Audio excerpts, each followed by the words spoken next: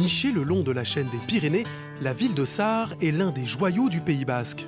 Tout comme la pelote, ce fameux jeu de balle qui signe l'ADN de la région. Philippe Piguet est un passionné de la discipline. Il en collectionne tous les instruments. Je les connais par cœur.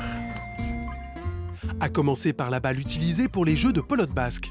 Philippe en possède des dizaines.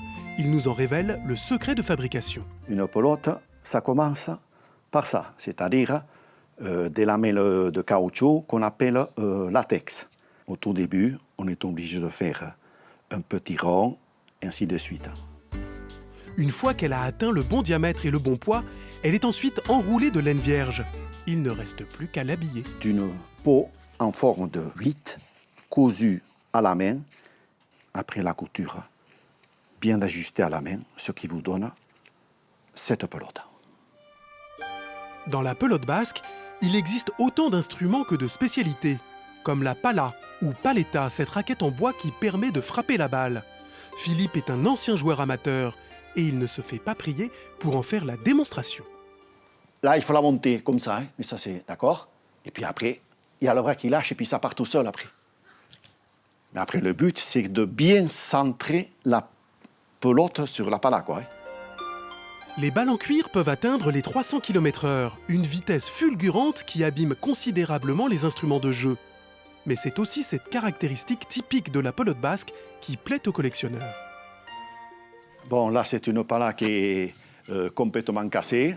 Et voilà, ça fait partie du patrimoine. Donc, je trouvais quand même c'est totalement incohérent que ça parte à la poubelle. Voilà. C'est comme ça que j'ai commencé petit à petit, quoi. Il en existe de différentes formes, dimensions ou poids. Philippe chine depuis 40 ans dans les 4 coins du Pays basque, toujours à l'affût de la pièce originale qu'il négocie une dizaine d'euros tout au plus. Donc une surprise monumentale, j'avais jamais vu une pala aussi vilaine. Il y a une tige filetée de part en part et ils ont mis des écrous. Alors je ne sais pas si c'était le fait de consolider la pala ou pour lui donner peut-être un peu plus de poids. Mais j'ai trouvé à une brocante et puis voilà, c'était... Quand on voit l'état de la pala, je me suis dit, ça ne peut enrichir que ma collection. Et alors le saumon, voilà, c'est ce que j'avais pu... Je ne sais pas trop où j'avais récupéré ça, c'est l'ancêtre de la pala, quoi. Donc je pense que c'est une omoplate de bœuf, certainement. Ça, c'est la partie, on va dire, c'est le poignet, quoi. Ça, c'est la partie pour jouer. Voilà, ça, c'est pour vous montrer que c'est vraiment un os, quoi. Le passionné ne peut pas s'empêcher de tester le rebond. Pas évident. La forme et la taille des gants varient également selon la discipline. La plus spectaculaire est très certainement la chistera, ou panier en basque. Après, ce que je peux vous montrer, c'est que la fabrication, comment c'est conçu. Bon, ça, c'est une armature en bois, avec des lamelles d'osier tressées, et qui donne un gant fini, comme celui-ci. Son gant courbé est fixé sur la main par une poche en cuir qui facilite la réception de la balle. Ces instruments restent rares en brocante. Philippe nous livre quelques astuces pour bien les chiner. Donc, un gant neuf, ça vaut entre 150 et 200 euros. Et on peut le trouver en les chinant. Il ne faut pas que ça dépasse les prix entre 80 et 100 euros.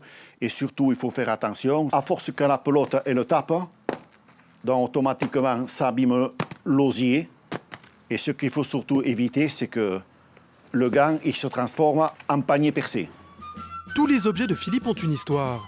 Ces bijoux, comme il les appelle, il aime les soigner, les réparer, les dorloter.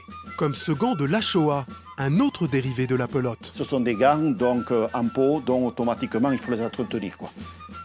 Pour ça, il utilise la recette d'antan, le gras du bœuf. Voilà ce que me donne le boucher, d'accord, dans une barquette. Après, je fais fondre ça dans une casserole, je laisse refroidir et je le mets au frigo pour en faire une pommade.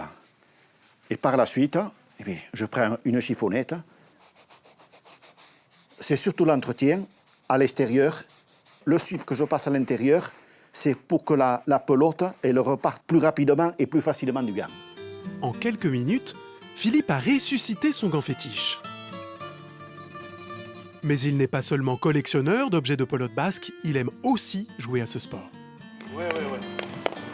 Bien les jambes.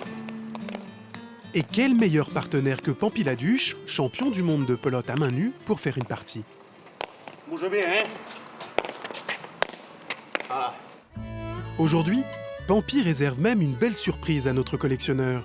Il va lui offrir l'une de ses balles personnelles, qu'il conserve dans une chaussette en laine. C'est la méthode ancestrale, D'accord. une chaussette en général en laine, Oui. parce qu'on a l'impression que la pelote elle a besoin d'être cajolée au chaud. Oui. Et ça, c'est en fin de compte une pelote espagnole. D'accord. Elle fait partie de mes premiers pas. Tu vois, elle a vraiment du vécu, les poings sont ouverts. Donc elle a vraiment du gaz, quoi, cette pelote pour moi, dans mon cœur, quoi. Tu la mettras dans ta collection. Ok. C'est extraordinaire, Pampi. Non, je suis un peu ému, mais... Merci beaucoup. Tu peux être sûr qu'elle va être bien gardée et qu'elle va être au chaud. Et Pampi, Minesker. Merci beaucoup. Malgré l'émotion, comme un enfant, Philippe ne peut s'empêcher de fanfaronner. Ça y est, j'ai gagné.